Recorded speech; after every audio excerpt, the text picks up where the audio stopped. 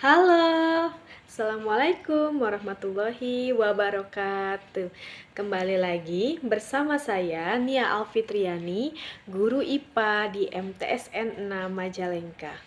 Hai, gimana kabarnya hari ini? Mudah-mudahan kita semua selalu dalam keadaan baik ya dan sehat. Tetap jaga protokol kesehatan. Baik, pada kesempatan kali ini kita akan bahas mengenai hukum Newton. Pernah tidak kalian dengar apa itu hukum Newton? Pernah dengar ya? Apa sih itu hukum Newton? Jadi, pada zaman dahulu kala, ada seorang ilmuwan fisika yang bernama Sir Isaac Newton. Ilmuwan tersebut berasal dari Inggris. Beliau meneliti interaksi antara gaya dan gerak.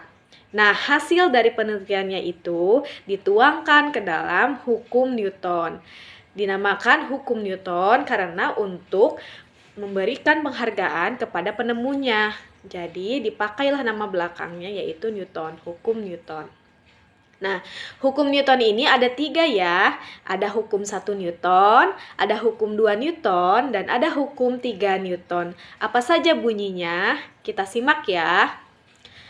Nah, untuk hukum Newton 1 ini berbunyi, jika resultan gaya pada suatu benda sama dengan 0, maka benda itu akan tetap diam. Dan benda yang bergerak akan tetap bergerak dengan kecepatan tetap, selama tidak ada gaya eksternal yang mengenainya. Nah, hukum Newton 1 ini digambarkan dengan sigma F atau gaya sama dengan 0. Apa sih contohnya di dalam kehidupan kita sehari-hari?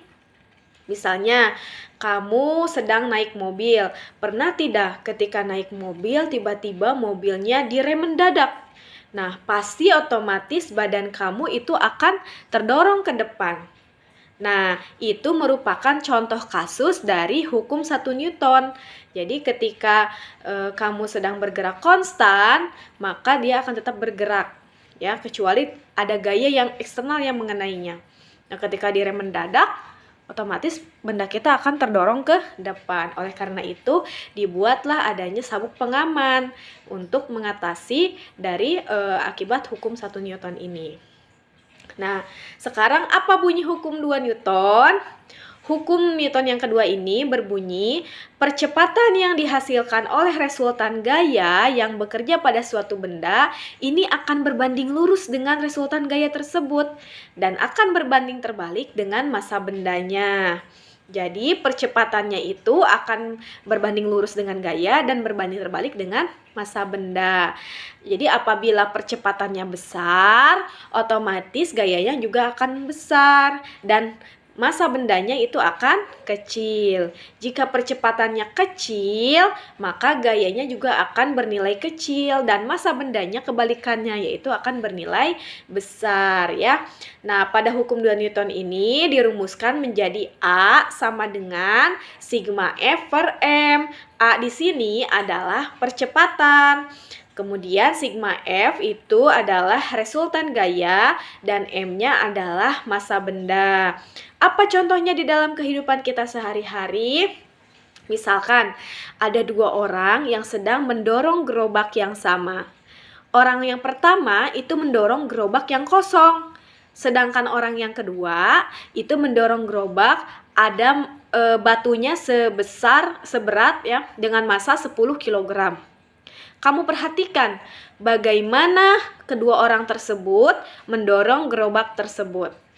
Pastilah orang yang pertama itu memiliki percepatan yang lebih besar ya, dengan memiliki percepatan yang lebih besar daripada orang yang kedua. Kenapa? Karena tidak ada massa bendanya. Ya, jadi percepatan itu besar dan massa bendanya kecil. Jika ada massa benda yang besar, maka percepatannya menjadi kecil. Kemudian kita perhatikan gayanya, gaya yang diberikan. Ya, ketika seseorang mendorong gerobak dengan massa benda yang besar, maka gayanya kecil. Tapi orang yang mendorong gerobak yang kosong, resultan gayanya itu akan besar ya, seperti itu. Nah, bagaimana bunyi hukum Newton yang ketiga? Tapi sebelum ke sana, coba kita lihat ini ada contoh soalnya ya untuk penyelesaian hukum 2 Newton.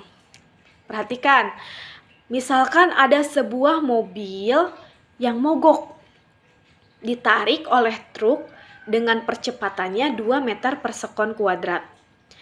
Jika massa mobil yang mogok itu adalah 600 kg, maka berapa sih gaya yang dibutuhkan untuk menarik mobil tersebut? Gaya yang dibutuhkan oleh truk ya untuk menarik mobil tersebut berapa ya? Nah, kita identifikasi dulu ya apa yang diketahui dan apa yang ditanyakan dari soal. Nah, apa yang diketahui? Yang pertama yang diketahui itu adalah percepatannya. Berarti A ya. A-nya sebesar 2 meter per sekon kuadrat. Kemudian yang kedua yang diketahui adalah massa bendanya. Karena di sini ada kilogram, berarti massa benda ya. M-nya berarti sebesar 600 kg. Lalu yang ditanyakannya adalah gaya. Berarti gaya itu adalah resultan gaya itu adalah F ya, sigma F-nya. Nah, berapa? Kita masukkan saja rumusnya. Sigma F sama dengan M dikalikan dengan A. Gaya sama dengan massa dikalikan dengan percepatannya. Tadi massanya adalah 600 ya, kemudian percepatannya adalah 2. Ini kebalik ya di sini. M-nya itu harusnya 600, kemudian A-nya adalah 2. Jadi M dikali A 600 dikali 2 itu sama dengan 1200 Newton. Berarti gaya yang dibutuhkan oleh truk tersebut untuk menarik si mobil yang mogok adalah sebesar 1200 Newton. Nah, begitu ya. Nah, sekarang kita beralih ke hukum 3 Newton. Bagaimana bunyi dari hukum 3 Newton? Jadi jika ada benda yang pertama mengerjakan gaya pada benda yang kedua, maka benda yang kedua akan mengerjakan gaya pada benda yang pertama itu yang besarnya sama gayanya, tapi berlawanan arah. Gitu ya. Nah, hukum 3 Newton ini dilambangkan dengan F aksi sama dengan negatif F reaksi. Contohnya seperti apa? Ada orang yang sedang menarik busur panah. Nih, busur panah ditarik. Ketika ditarik ke belakang itu menggunakan gaya sebesar X, maka si busur panah itu akan melesat dengan gaya yang sama sebesar X tapi berlawanan arah ke depan. Kita menarik ke belakang, dia gayanya ke belakang, ke depan gitu ya. Contoh yang lainnya misalkan kamu melemparkan bola basket ke tembok dengan gaya sebesar X. Kamu lemparkan ke tembok, nah bola tersebut akan memantul dengan gaya sebesar X juga, tetapi berlawanan arah kepada kamu ya, memantulnya. Jadi seperti itu.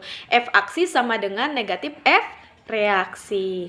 Nah, sekarang coba kalian cari kasus-kasus di dalam kehidupan sehari-hari yang termasuk ke dalam hukum 1 Newton, hukum 2 Newton, dan hukum 3 Newton ya, untuk lebih memahaminya ya. Kemudian buat daftar lalu kita diskusikan gitu ya. Nah, di sini ada latihan soal. Ada sebuah balok nih dengan massa 5 kg diberikan gaya sebesar F dan bergerak dengan percepatannya 2 meter per sekon kuadrat. Nih ada gambarnya ya. Kemudian si balok tersebut ditambah balok lagi ya sebesar 1 kg. Ya, 2 kg ya, ini sesuai dengan gambar ya. Nah, kira-kira percepatan baloknya itu jadi berapa ya? Ini soalnya bukan 1 kg ya, tapi 2 kg sesuai dengan gambar. Kira-kira percepatan balok yang sudah ditambahkan itu jadi berapa? Coba ya. Coba dikerjakan sesuai dengan contoh yang tadi ya. Kalau ada pertanyaan, silahkan kalian komentar di kolom komentar ini ya. Mungkin Ibu cukupkan untuk pembahasan hukum Newton saat ini. Mohon maaf bila ada kekurangan. Assalamualaikum warahmatullahi wabarakatuh.